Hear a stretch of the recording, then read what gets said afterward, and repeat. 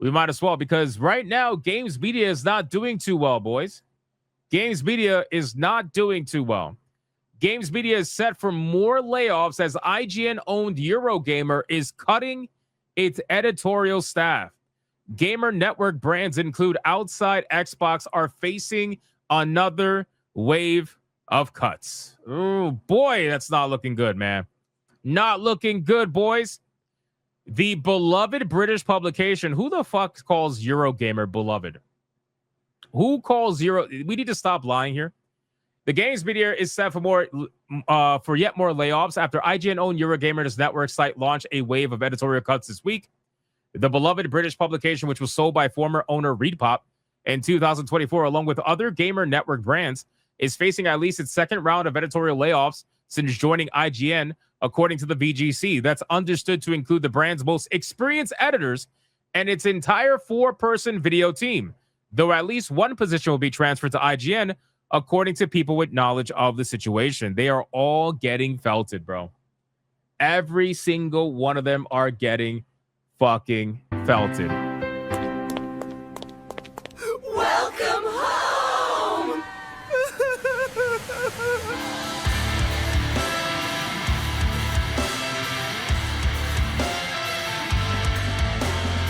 Massive levels of feltoning is happening right now, boys, and it's a glorious thing.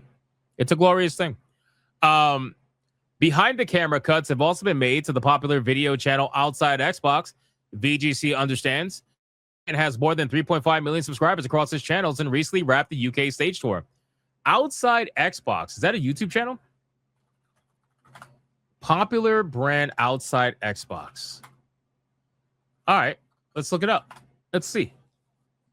Let's see what we got. Let's see what we got. Outside Xbox. Okay. So Outside Xbox has 2.67 million subscribers. Okay. All right. How's the views? Let's see. How's the views going? So according to this, I mean, it's not looking too good. It's not looking too good, boys. Because if you got almost 3 million subscribers, if you got almost 3 million subscribers, I mean, this one did pretty good, 158,000 views.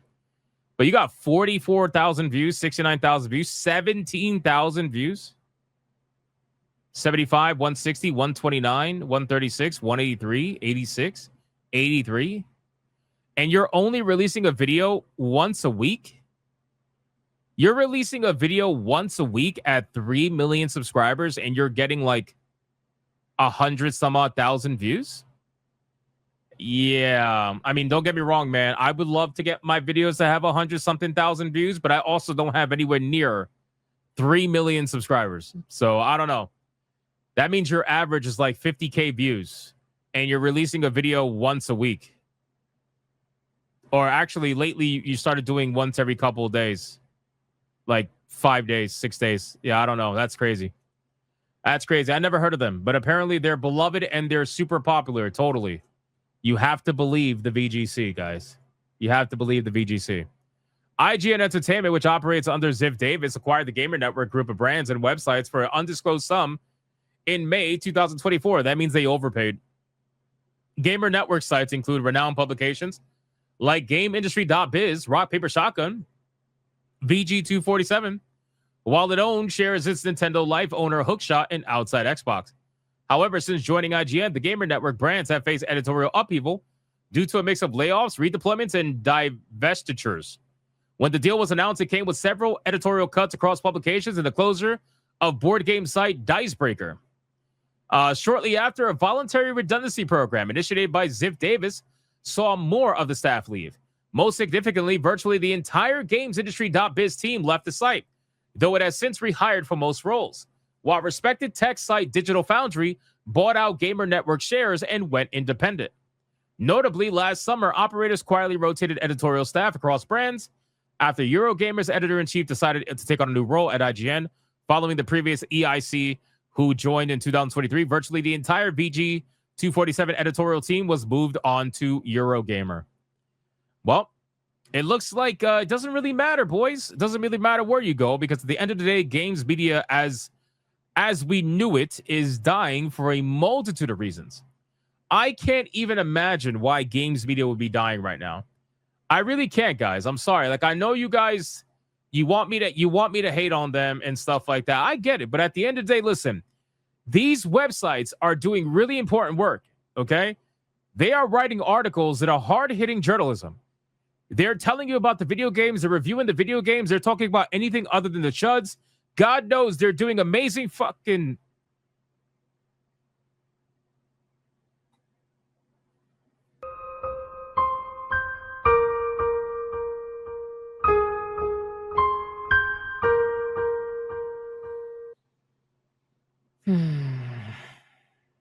You know, maybe layoffs. Maybe layoffs is okay. Holy you know? shit. Maybe layoffs is okay, you know? For those of you that are unaware, this is a article that was written yesterday that I was going to go over, but I honestly could not bring myself to do it so late into the stream. So I'm going to do it today for those of you that, were lucky enough to not have your eyes ruined by this. Kotaku put out an article. It's a rage bait article. That's the only reason why it exists. But they put out an article with a headline that says, Leon Scott Kennedy, I'm on pre-EP or prep, whatever, right? And I had no idea what the fuck pre-EP was or prep. I had no idea what that was, right? So I had to use good old Google to find out what prep was. And apparently prep is medication that mostly gay men take so that they become 99% incapable of contracting HIV, or like 98% or whatever it is. It's like anti-HIV medication. So basically what this journalist is saying at Kotaku is, Leon Scott Kennedy, please fucking rail me because I'm on prep. I'm on anti-HIV medication. That's basically this male journalist is basically again, this is the hard-hitting journalism that we get every single day with the gaming media, and I can't even imagine why they are possibly getting fired. I can't imagine why the gaming media is losing their mind, right? Exactly, Jimmy. Your video game journalism, sir. You know what I mean? It's like, sire, here's your video game journalist. Like, no, bro. Like, what the fuck is this, man? What are we doing? I don't even want to go to the comments. I can only imagine what the comments are going to be. Should I go to the comments? Oh my God, the comments. The comments are destroying them. No way. I thought for sure the comments would be like, yes, this is stunning and brave. It's not. It's not. I have no problem with a journalist expressing attraction to a fictional character. Neither do I, by the way. It's the hypocrisy that annoys the fuck out of me. What is questionable, however, is the blatant double standard in publishing. When it came to Stellar Blade and Eve's design, this same publication framed the aesthetic enjoyment many players felt as problematic, immature, or downright ridiculous. Yet now we see a piece openly celebrating the attractiveness of Leon Kennedy in Resident Evil Requiem with an equally explicit tone. This is way worse. This is way worse of a tone. Like the people that were talking about Eve, bro, we were talking about jiggle physics and shit. We were talking about, sometimes some people are talking about how awesome the character was, but like we were talking about how her ass jiggles, her boobs jiggles, all that stuff. These people are literally saying, Leon, fuck them in the ass. That's like what they're literally asking for. This is way worse in terms of tone. The point isn't who desires who, nor the author's sexual orientation. The point is consistency. Exactly. Thank you. Who is this guy? Whoever wrote this, you are spot on. You are spot on. If sexualization or thirst posting is culturally questionable because it reduces a character to an object of desire, then it should be so regardless of the character's gender or the audience expressing it. And if, on the other hand, it's considered a valid humorous expression or a natural part of fandom, then it should also be recognized as such when it comes from players who find a female character attractive. What many perceive here is not diversity or freedom of expression, but moral asymmetry, or a behavior is problematized when performed by certain groups, but normalized or celebrated when the subject and the object of desire change. This inconsistency weakens any prior critical stance and transforms what could be a serious cultural analysis into a mere selective narrative. You know what's so sad about this? Do you know what's so sad about this?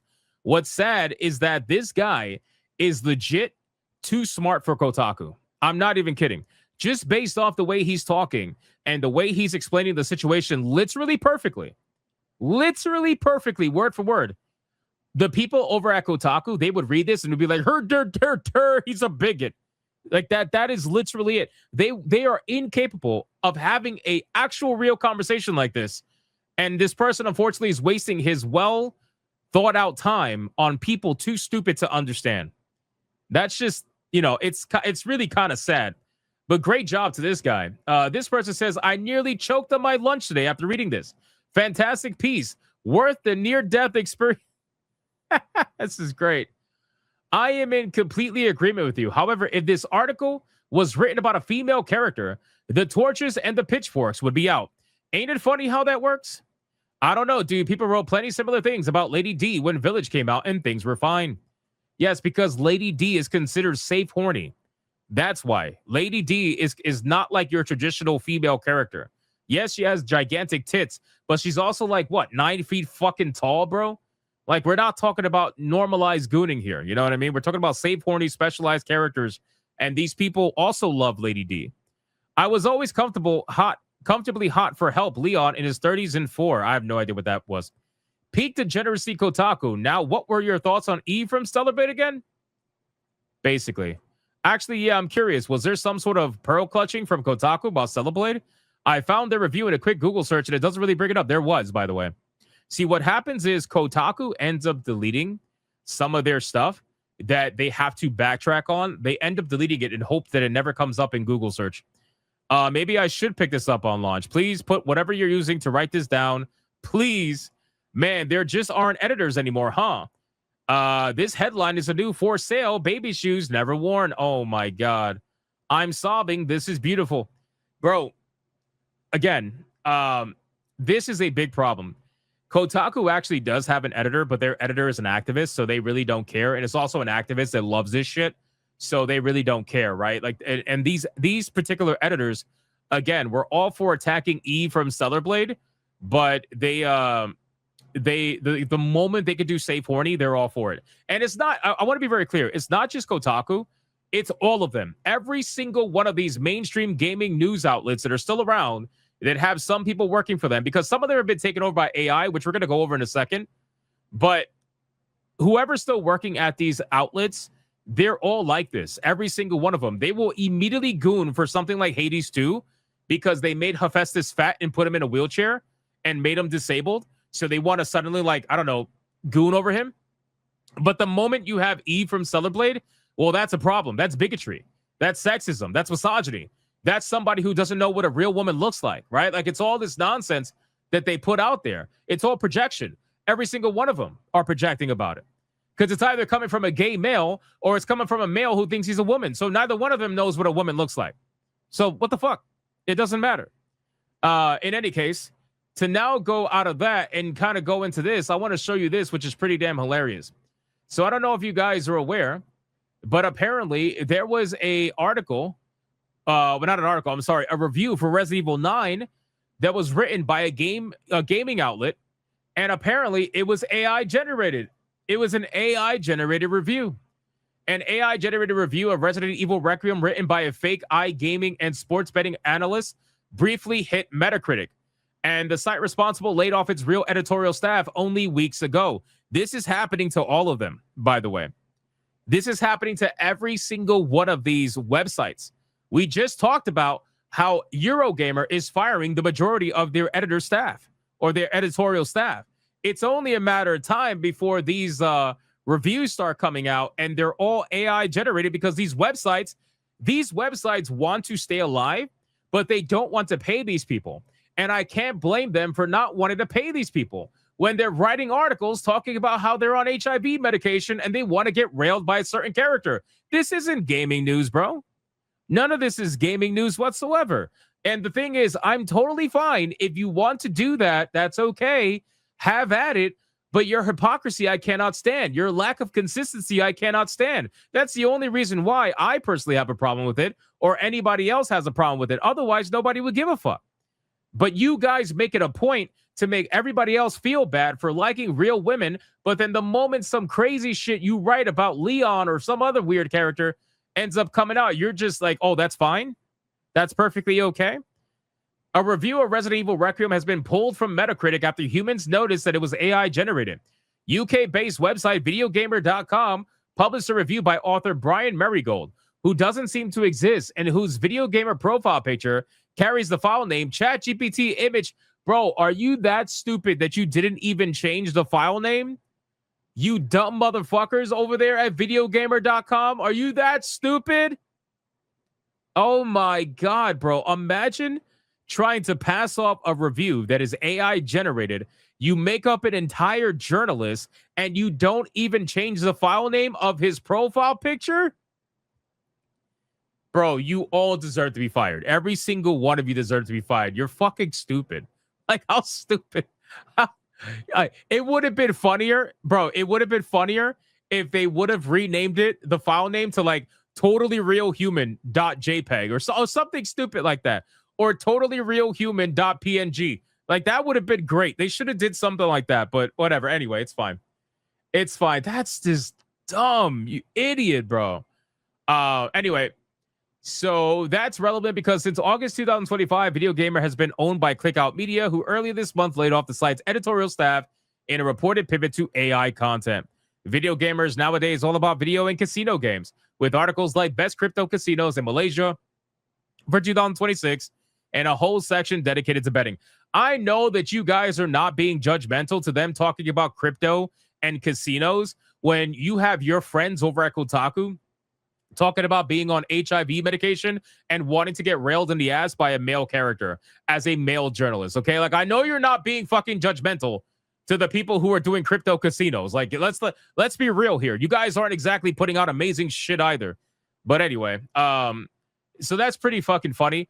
And Metacritic ended up removing it from their website completely because they made a statement. They said that they are against anything that was made with AI, apparently. Metacritic wields enormous power in the industry. Executives like Take-Two, Strauss Zelnick, and former EA boss Peter Moore have both drawn correlations between Metacritic scores and sales figures. Obsidian developers famously missed out on bonuses because Fallout New Vegas didn't achieve a high enough Metacritic score. Yeah, whatever. Metacritic's policy is to never include any AI-generated critic review on Metacritic. I hope that Metacritic understands that in about 2 years' time, you're not going to have any reviews anymore because almost all the reviews are going to be AI-generated. Everybody's getting fired, bro. Most people are losing their jobs in games media. So if your policy is to never include an AI-generated critic review in games media, you're cooked. Because most of them are going to be AI generated, guaranteed. It's only a matter of time. So I'm curious to see if their policy is going to continue through in the next 2 years or so. We'll see how that goes. Anyway, I thought that was pretty funny, all that together, and that's just my topic about games media or whatever. Anyway, all right, let's yo look at this really quick. Look at this really quick. Hold on. Kotaku coping and seething on Twitter. Watch this. Look. Last week, a video game website gutted its human staff and replaced them with AI content. This week, it posted a Resident Evil Requiem review written by AI that got picked up by Metacritic and impacted the game's score. You have no one to blame for yourselves for the fact that people don't care. I don't think you journals are going to get much sympathy when y'all write pieces like this. Leon Kennedy, I'm on HIV meds. That's so good, bro. People are not letting them live it. They're not letting them live it down.